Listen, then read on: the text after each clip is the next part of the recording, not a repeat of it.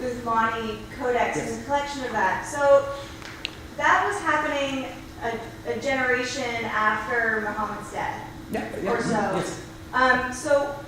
But if the Quran was transmitted directly to the community, to the whole community, and everyone had a sort of agreed upon recitation that everyone heard that was direct, and everyone had it memorized, then why did it need to be collected? Like, couldn't one person just write it down? Yeah, I mean, exactly. That's the questions that that's the problem. The problem between, I mean, that's what we do, right? We are curious people. We are curious academics in general. We read what we have in the historical accounts, and we've had, oh, wow, that's a little bit bizarre. So yes, if the narrative is everyone memorized it, everyone is happy, why do we have these problems, right? Or why do we have this account if everyone memorized the Quran? What's the need for that? So again, the first answer would be, well, because of the Arab conquests. So they spread, and then you have new people coming to the new religion, and then they don't know Arabic well, and then people started memorizing the Quran, and then you have new mistakes, and then you have new grammatical mistakes because people don't know the language.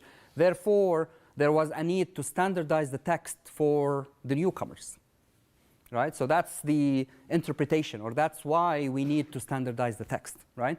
Again, there are problems, again, with this hypothesis. It's like we are talking only about 30 years here. We're not talking really about 100 years or 200 years. Most of the companions of the Prophet were still alive. And we already know that even the companions of the Prophet, they were disagreeing amongst each other about certain verses in the Quran. I was talking to David today that we have Ibn Mas'ud, for example, very famous Quranist. He's one of the most influential companions of the Prophet. He, in Muslim tradition, he denied, for example, that Al-Fatiha is part of the Quran. He said this is not part of the Quran. He denied the last 2 chapters in the Quran to be Quran. He said, oh, these are not. They are just like supplications. They have nothing to do with the Quran. I don't have them written in my own codex. So if you read more in Islamic sources, you will find contradictions. So what we try to do is we read all these different accounts, and then we try to either solve the contradictions or understand why did people write these different accounts and what was happening in their mind.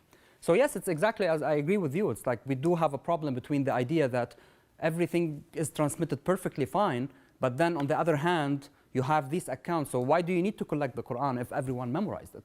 So there's something off here, and this is what you try to do. You try to understand which narrative is correct. Both of them may not be correct. Go to other accounts and see what's happening, and then historians try to synthesize this and come up with a more practical picture of what was really happening back then.